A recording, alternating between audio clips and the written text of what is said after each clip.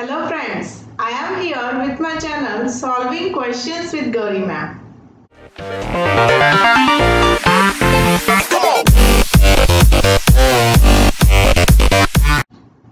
मुझे comment section में एक क्वेश्चन पूछा गया है कि TIFR-GS लाइफ साइंस की जो एग्जाम है उसके लिए कौन से बुक्स रिफर्ड किए जा सकते हैं।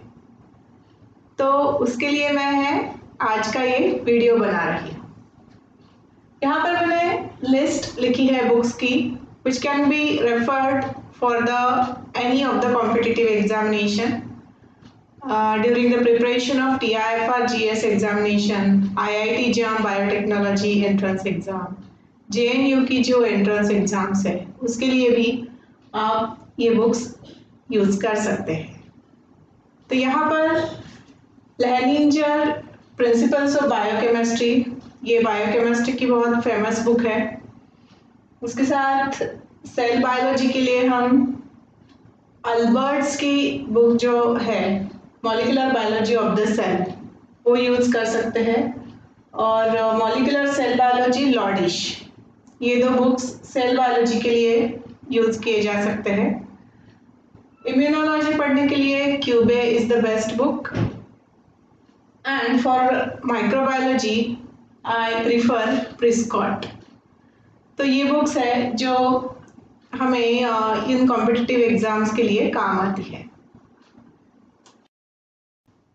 जब हम कॉम्पिटिटिव एग्जाम्स का प्रिपरेशन करते हैं तब हमें किसी भी कॉन्सेप्ट का प्रिंसिपल और थ्योरी पता होना ज़रूरी है। मतलब कैसे कि एक एग्जाम्पल से देख लेते हैं कि अगर अमाइनो एसिड का एग्जाम्पल ले ले, आपको प्रोलीन अमाइनो एसिड पता है, बाकी सारे अमाइनो एसिड्स पता है, in all 20 amino acids are there.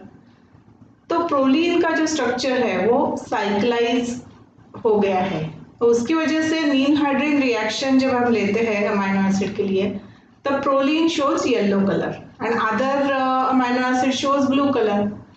तो इस तरह से क्वेश्चंस हमें कॉम्पिटिटिव में आते हैं कि why proline shows yellow colour in mean hydrin reaction.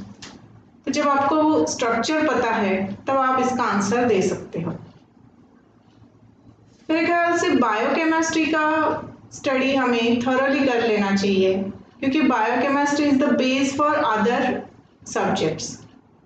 जैसे कि एक TCA साइकिल का एग्जांपल ले लें कि TCA साइकिल हम बायोकेमिस्ट्री में पढ़ते हैं, it is a part of metabolism. वो कहाँ होती है? तो माइटोकॉन्ड्रिया में। तो जब सेल बायोलॉजी में माइटोकॉन्ड्रिया पढ़ने जाएंगे तब TCA साइकिल तो पढ़नी है। उसके अलावा अगर एक एग्जांपल ले लें तो मेटाबॉलिक डिसऑर्डर्स होते हैं, फिनाइल कीटोन्यूरिया है या फिर कोई और मेटाबॉलिक डिसऑर्डर है, तो इसमें बायोकेमिस्ट्री हमें बहुत हेल्प करती है। So first of all we must have a thorough study about the biochemistry. अगर इम्यूनोलॉजी में बायोकेमिस्ट्री का रेफरेंस देखें तो नॉन कोवैलेंट कोवैलेंट इंटरैक्शन पे क्वेश्चंस आते हैं। तो वहाँ पर भी जब हमें शुरू से ही in the biochemistry we are very clear about covalent and non covalent interactions. तो ये सवाल हमें एंटीजन एंटीबॉडी के लिए आ जाए या फिर एंजाइम सबस्ट्रेट के लिए आ जाए, we can able to solve this question. और इन DNA रेप्लिकेशन वहाँ पर भी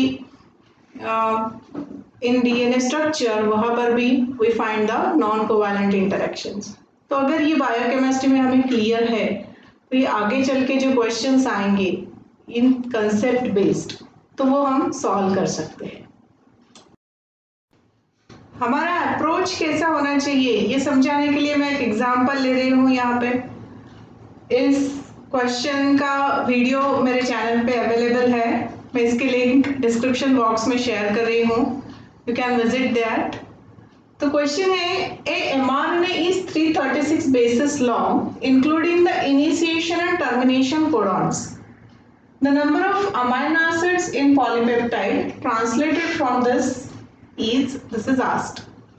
So ऐसे देखते हैं तो क्वेश्चन बहुत डरावना लगता है, मगर उतना तो वो है नहीं, क्योंकि यहाँ पे बस mRNA दिया गया है, it is having initiation and termination codon. बस आपको इतना पता होना चाहिए कि initiation any codon is having 3 letters, 3 nucleotides का 3 बेसिस का एक कोडॉन बन जाता है। तो 3 और 3 ये 6 निकल गए, फिर mRNA जो बनेगा वो 6 इसमें से निकाल के 330 एंड 330 डिवाइडेड बाय 3, तो इतने अमाइनो एसिड हमें मिल जाएंगे जब ये mRNA ट्रांसलेट होगा। तो इतना सिंपल क्वेश्चन होता है जो हमें we can solve it logically, अगर इतना भी पता है कि ट्रिपलेट होता है कोडॉन का और वो अमाइनो एसिड से बनते हैं। तो इस तरह से क्वेश्चंस काफ़ी सिंपल आते हैं।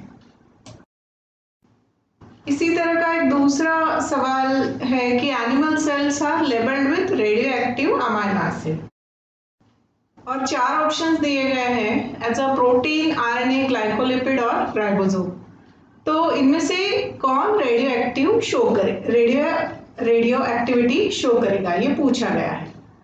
तो अगर आपको पता है कि अमाइनो एसिड मतलब कि प्रोटीन इन चारों में से किस में होगा, तो ये सवाल बहुत सिंपल हो जाता है। जैसे कि आरएनए में तो नहीं होगा, ग्लाइकोलिपिड में भी नहीं होगा, so it is present in protein and another option is a ribosome. तो अगर सेल बायोलॉजी में आपने ठीक से पढ़ा है कि ribosomes are made up of protein and RNA, तो आपको ये सवाल बहुत इजी जाता है। तो इस तरह से इनका कॉम्पिटिटिव का जो अप्रोच है क्वेश्चंस बनाने का, वो एप्लीकेशन ओरिएंटेड है। ये हमें ध्यान रखना है कि जो भी नॉलेज हमने गेन किया है उसका एप्लीकेशन हम कहाँ करेंगे। TIFR में बहुत सारे सवाल ऐसे हैं कि उन्होंने एक्सपेरिमेंट करके दिखाया है और आपको उसका रिजल्ट इंटरप्रेट करना है। तो इसके लिए भी आपको वो जो एक्सपेरिमेंट है उसका प्रिंसिपल पता होना चाहिए, वहाँ पे क्या रिएक्शंस होते हैं वो पता होना चाहिए, and the components which are used in reaction, their properties, what are their properties. जैसे कि एनिमल सेल है तो वो यूकैरियोटिक सेल होनी चाहिए, ये सब फटाफट वहाँ पर आपके ध्यान में आना चाहिए। तो अगर इस तरह से आप पढ़ाई करते हो तो ये एग्जाम्स काफ़ी इजी जाते हैं। तो I wish you all the best for your preparations and for your exams. And if you have any problems, you can share with me. I'm sharing my email ID also. So keep watching my videos, and I request you to please like, share and subscribe for my channel. Also to hit the bell icon. Thanks for watching.